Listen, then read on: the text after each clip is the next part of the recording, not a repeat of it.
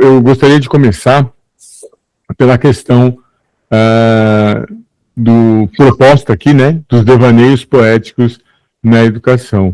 E aí o Bachelard, ele é revolucionário, né, ele é inovador no século XX, e a escolha eu acho que foi muito bem feita, né, desse filósofo para representar um dos filósofos inovadores, né, a proposta do Zé Paulo é muito bacana, justamente porque o Bachelard vai introduzir a questão do devaneio poético como um elemento de conhecimento, né?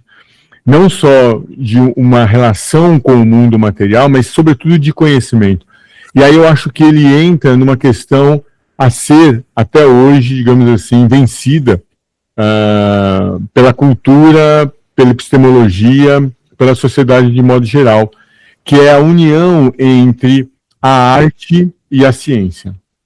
Então, a nossa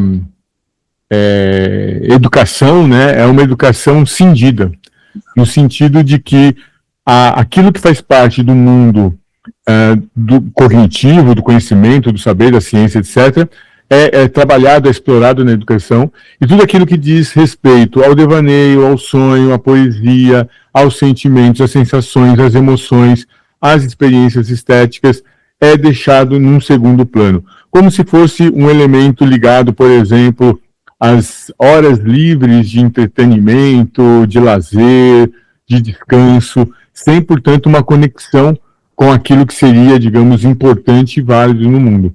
E o Bachelard é um dos primeiros a chamar a atenção justamente para essa participação poética no mundo. Eu digo um dos primeiros porque Nietzsche, de certa maneira, estabeleceu, né, ainda no século XIX, uma crítica a essa vertente mais racionalista que coloca o saber científico como sendo superior.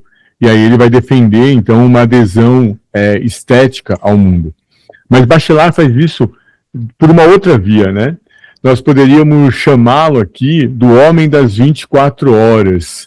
Por quê? Porque a tradição comumente separa dois Bachelard, né? Ou melhor, duas produções, né, realizadas por Bachelard.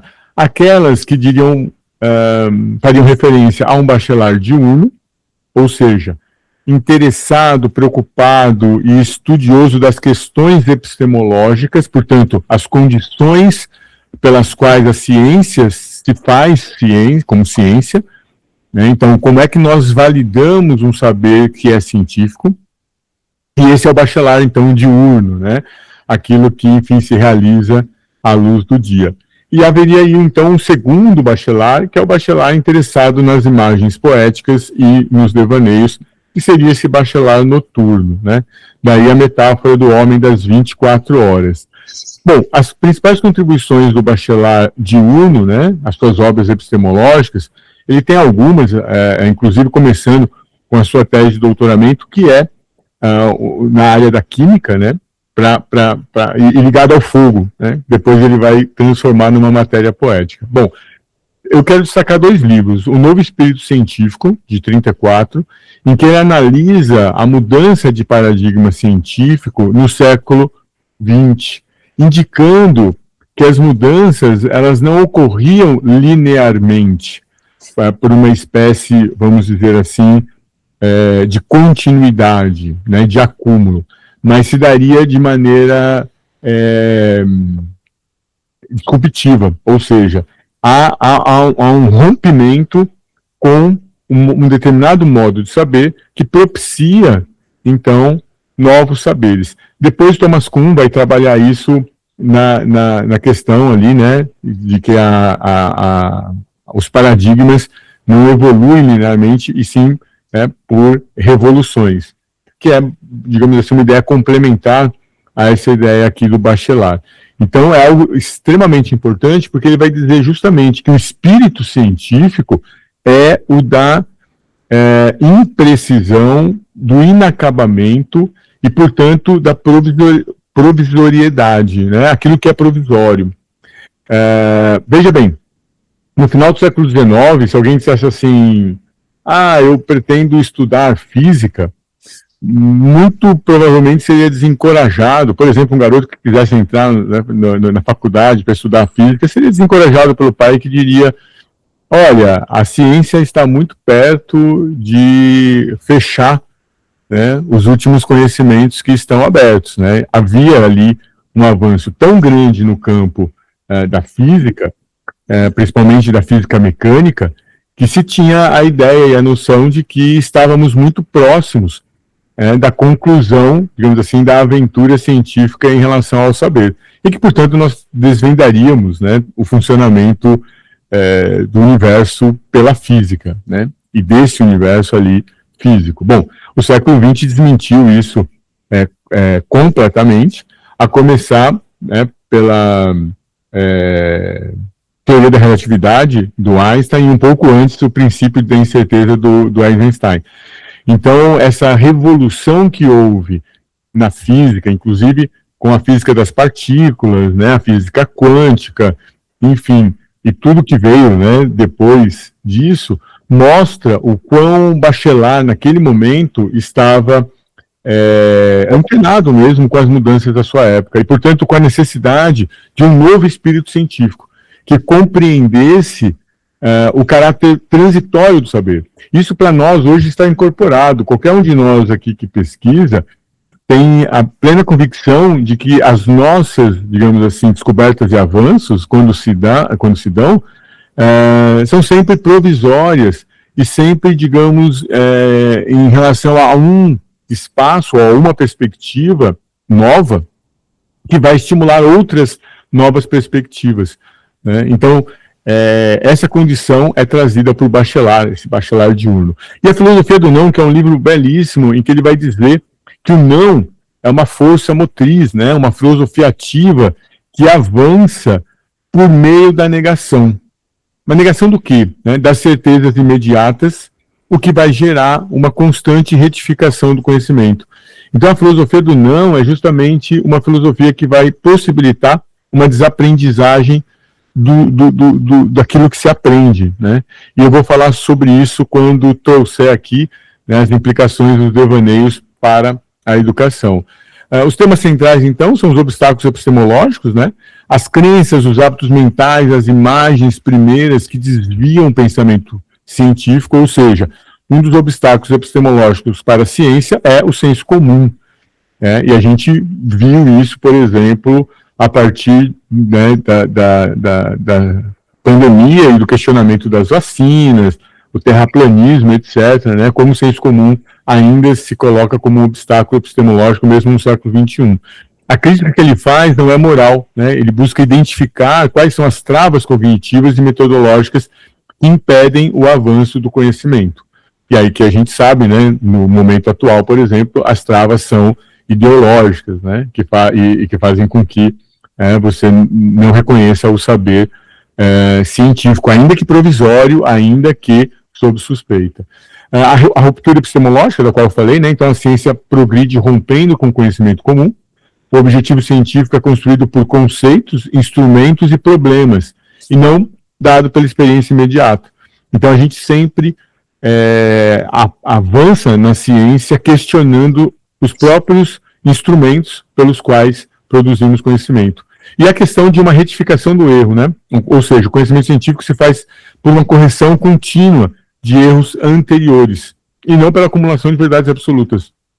Então, os erros que nós cometemos ao produzir um certo conhecimento, ainda que esse conhecimento seja válido, esse erro é uma possibilidade também de um avanço seguinte por meio da sua correção. Ou seja, não é a teoria como um todo que está errada, mas muitas vezes pequenos aspectos dela, né? Então, a racionalidade se torna, assim, prática, ou seja, não é apenas especulativa. Ela aprende com desvio e refaz os seus conceitos. Mas aí eu acho que tem um outro Bachelard que é mais interessante pela riqueza e pelo caráter inovador do seu pensamento, que é quando ele propõe aqui a imaginação material, portanto, um Bachelard noturno, que vai estruturar o conjunto das imagens a partir dos 4 elementos: fogo, água, ar e terra. Aqui são vários os livros, né? Vou deixar aqui uma síntese para quem se interessar depois em aprofundar, né? Para quem ainda já não o fez. O primeiro deles, né, a Psicanálise do Fogo, né?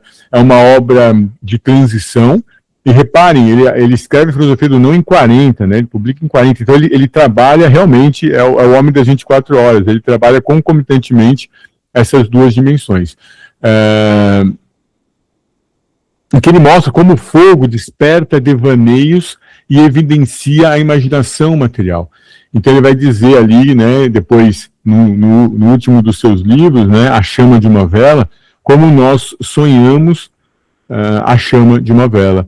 Que são sonhos diferentes, por exemplo, daqueles despertados pelo fogo da purificação ou por outras imagens ligadas ao ignínio, né, à ignição.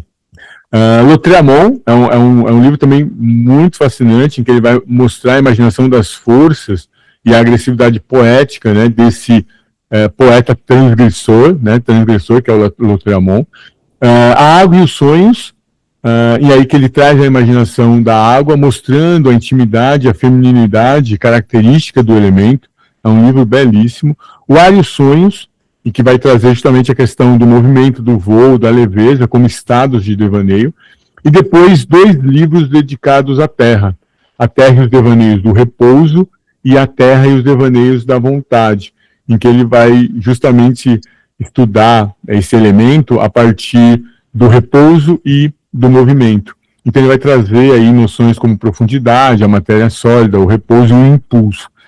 Um outro livro que eu recomendo fortemente, que é um livro muito bonito, é A Poética do Espaço, em que ele vai mostrar como a casa, o porão, o sótão, o ninho, ou seja, os espaços vividos na infância, eles criam quase como uma metáfora para os espaços de intimidade e, portanto, de proteção do sonho.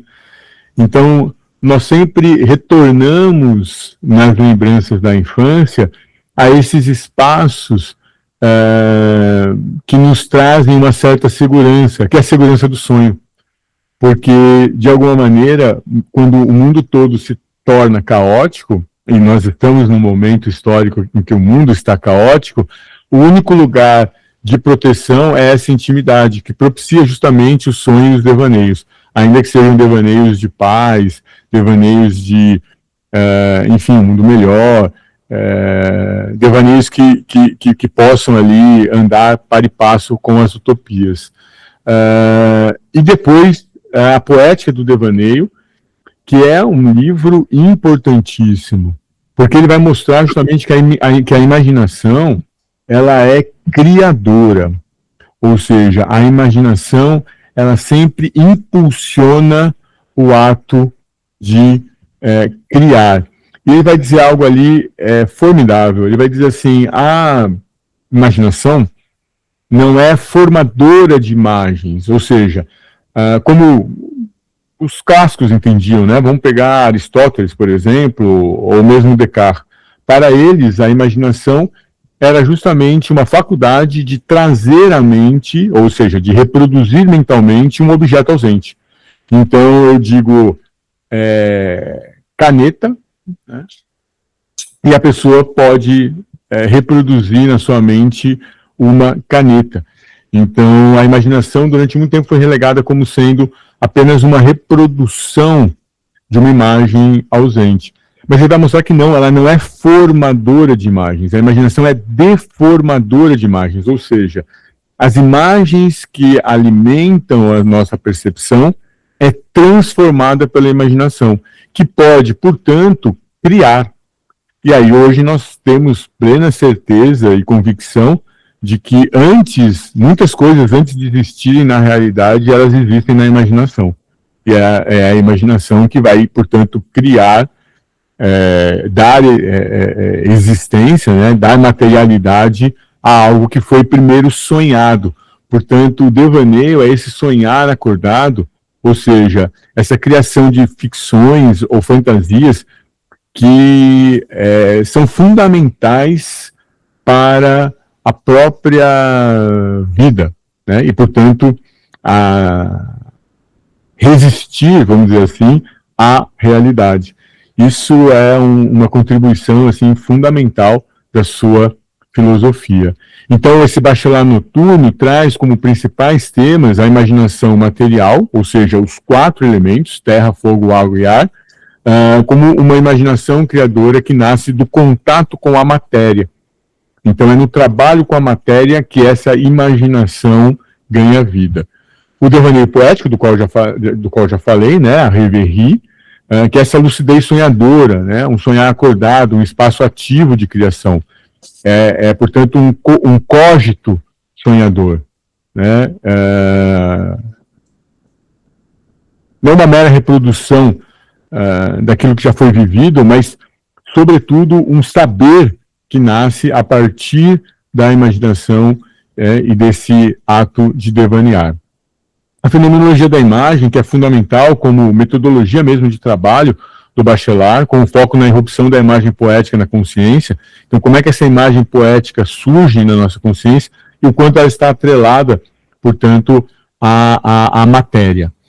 A casa e o espaço íntimo, né, como a casa protege o sonhador, organiza os sonhos, ou seja, ela é justamente uma metáfora, né, do universo interior, aquele que nós trazemos dentro de nós, e que é a fonte, portanto, desses devaneios e sonhos.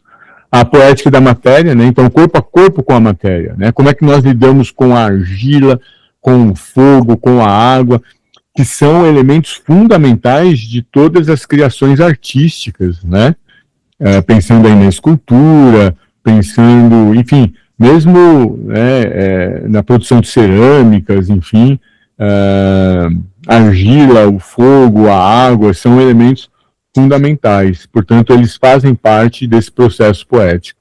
E a criatividade, então, como eu já havia anunciado antes, como uma resposta à resistência do mundo, ou seja, todas as barreiras que o mundo impõe, e muitas delas intransponíveis, nós podemos transpô-la pela criatividade, pela imaginação, pela, enfim, pelo devaneio, né, pela formulação poética.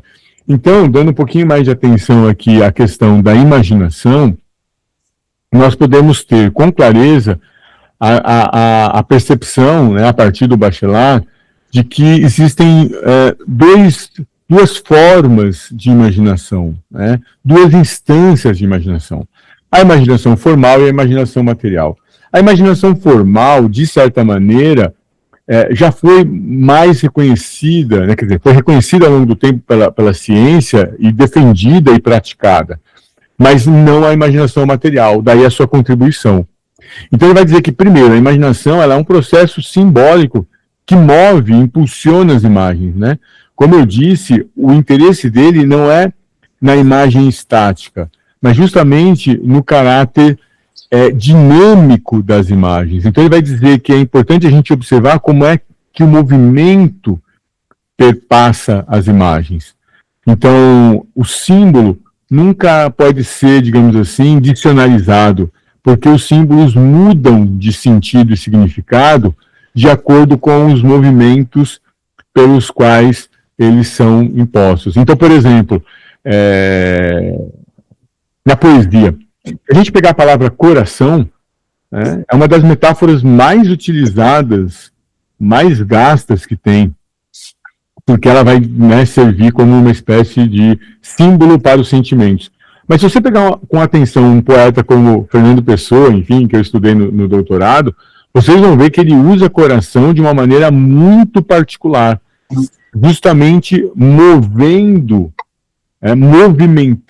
essa imagem dos sentimentos para algo muito maior, justamente buscando também essa sinergia entre o que agora em mim sente e está pensando, né? Em que o pensamento motiva o sentimento motiva o pensamento e o pensamento se resolve também na equação dos sentimentos. Algo que o Fernando Pessoa está dizendo de outra maneira, mas que é muito convergente com o Bachelard. O termo técnico que o Bachelard usa é dinamogenia. Tá? Então, essa ideia da imaginação como um dínamo, né? Ou seja, um processo dinâmico. A imaginação formal nós já conhecemos, né? Ela deriva da abstração, ela pode ser encontrada na geometria, na simetria, na perspectiva. Então, quando a gente pensa num círculo, num quadrado, num triângulo, nós estamos acionando uma imaginação formal.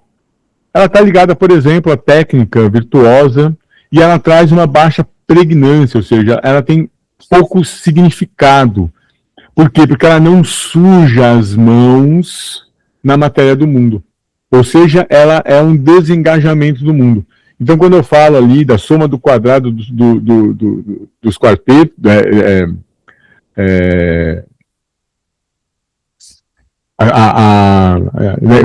o quadrado da hipotenusa, enfim, né, quando eu vou lá para a fórmula matemática, né, quando eu chego ali na equação de segundo grau, quando eu faço a soma dos ângulos internos de um triângulo, enfim, eu estou justamente no domínio da imaginação formal. O que ele quer desenvolver, e é por isso que ele vai escrever os 5 livros que tratam da matéria, né, água, terra, fogo e ar, justamente para trazer essa novidade da imaginação material, que é aquela imaginação que exige profundidade, se enraiza na corporeidade e se dá a partir da característica desses 4 elementos.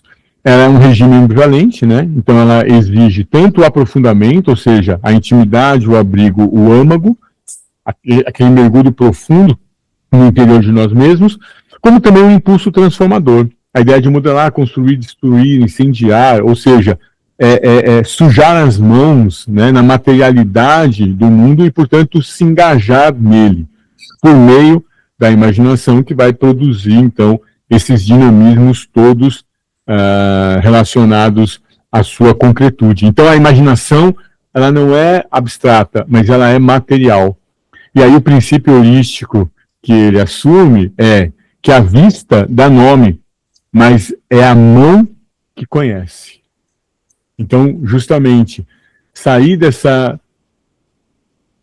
desse predomínio epistemológico das ciências, que se dá pela abstração, e mergulhar neste conhecimento material que se dá quando nós colocamos a mão na massa. E aí, encaminhando para a parte final aqui da minha fala, respeitando, né, o tempo dos 30 minutos,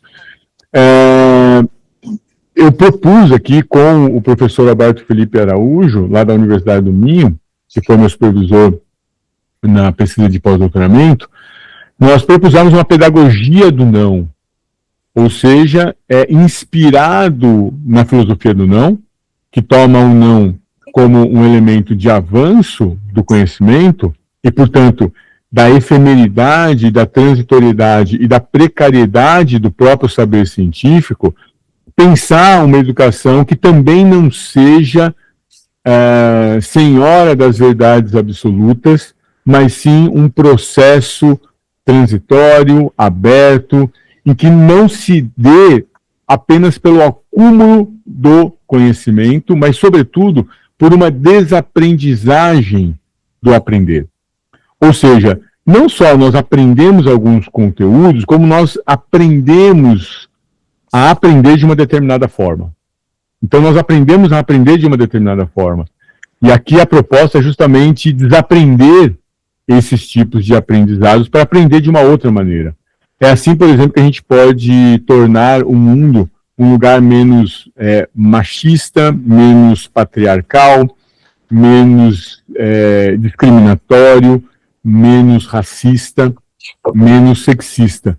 Justamente desaprendendo aquilo que uma certa educação nos levou a aprender. Então, é uma transposição didático-formativa da filosofia do não.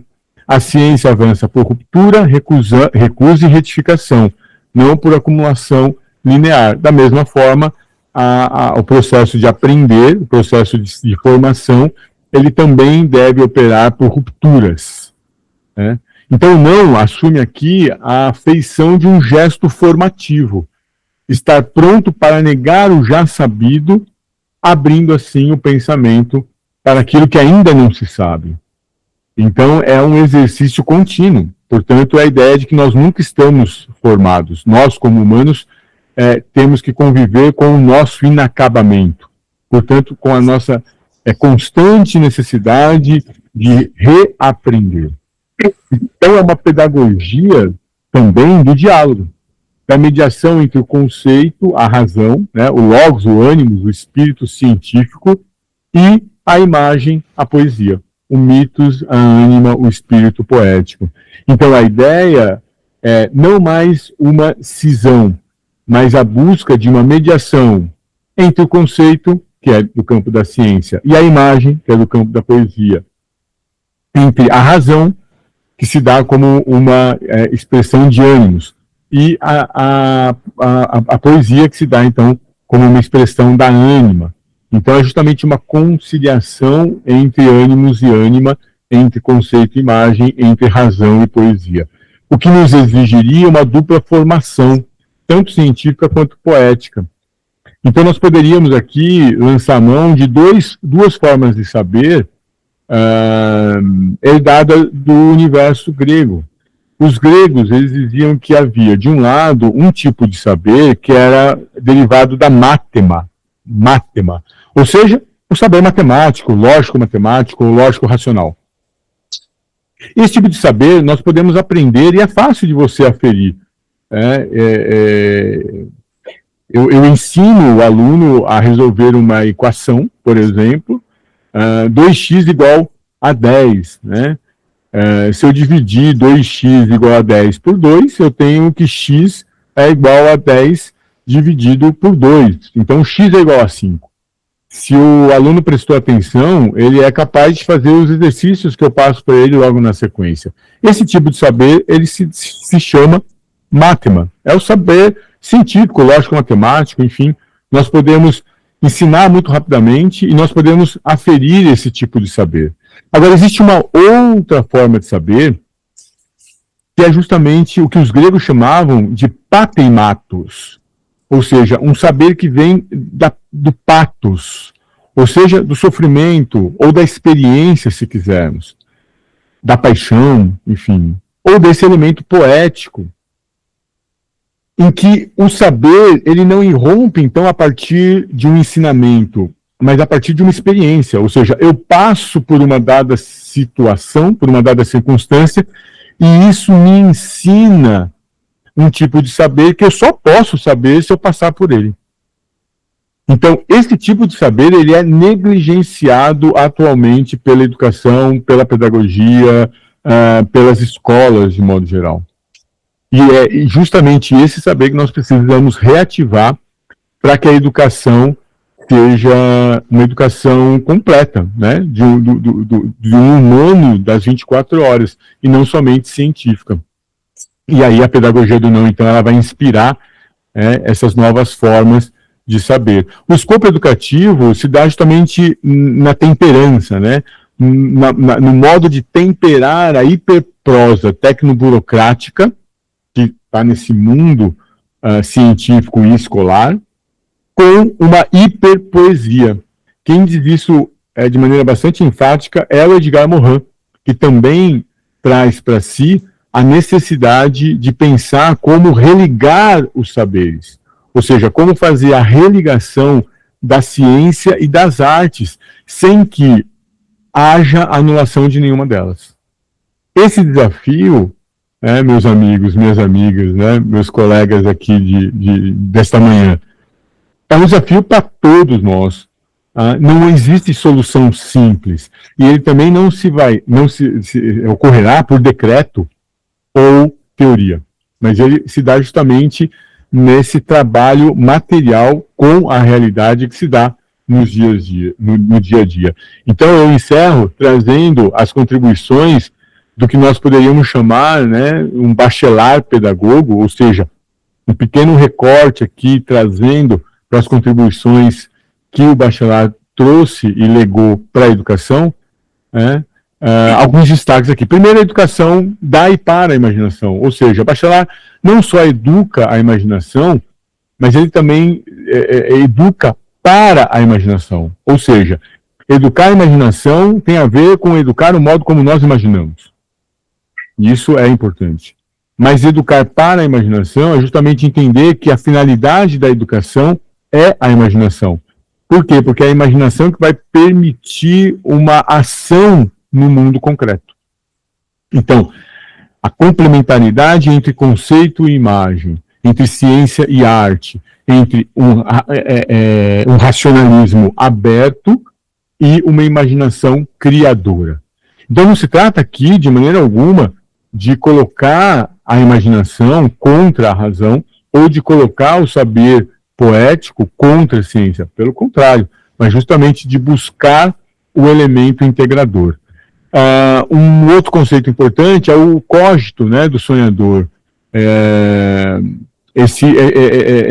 Essa imagem do conhecimento que nasce do devaneio. E aí, portanto, aparece como uma figura pedagógica, que o devaneio poético é lucidez produtiva. E o diurno e o noturno são exercícios formativos, em que eu vou buscar justamente a mediação para a realização da ciência e da arte como elementos constitutivos da educação do homem integral, da mulher integral, do humano integral. Então a imaginação se torna uma experiência de abertura e inovação. Aprender não só a formar, mas também, como eu disse anteriormente, a deformar imagens. Ou seja, a criar o novo. Então é uma formação que nós podemos entender como sendo bidimensional ou bifronte. Educar para conviver com atenção permanente. Por exemplo, entre necessidade e liberdade. Entre objetividade e subjetividade. Entre os pares, que normalmente são contrários, e que a gente tem uma tendência a querer privilegiar um em relação ao outro. Não existe a liberdade absoluta, porque ela é sempre tensionada pela necessidade, assim como em relação à objetividade, que é sempre atravessada por subjetividades. Então, dessa maneira, a gente evita a hegemonia do conceito e vai buscar sua complementaridade na imagem. E, por fim, uma ética e uma ontologia implícitas a esse bacharel pedagogo e essa pedagogia do não, que é o devaneio como ontologia do bem-estar. Ou seja, a educação como reorientação permanente do ser e do destino pela via da imaginação.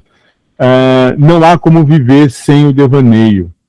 Não há como viver sem esse sonhar acordado. Ele é um estado de bem-estar. Portanto, nós não podemos abrir mão da ficção. Como, de fato, efetivamente, na história da humanidade, nunca abrimos mão. A questão é que hoje ela é relegada a um segundo plano. Ela é aquele momento de distração, de entretenimento, de lazer, descanso, porque ele não é visto como produtivo. E, na verdade, investir nessa dimensão do devaneio é justamente produzir não só bens materiais, mas também esse bem-estar, essa adesão ao mundo. Eu termino agradecendo e trazendo aqui essa figura inquietante, apaixonante e sonhadora, que é o Bachelard. Então, muito obrigado pela atenção e fico aberto aqui depois aos questionamentos e ao debate.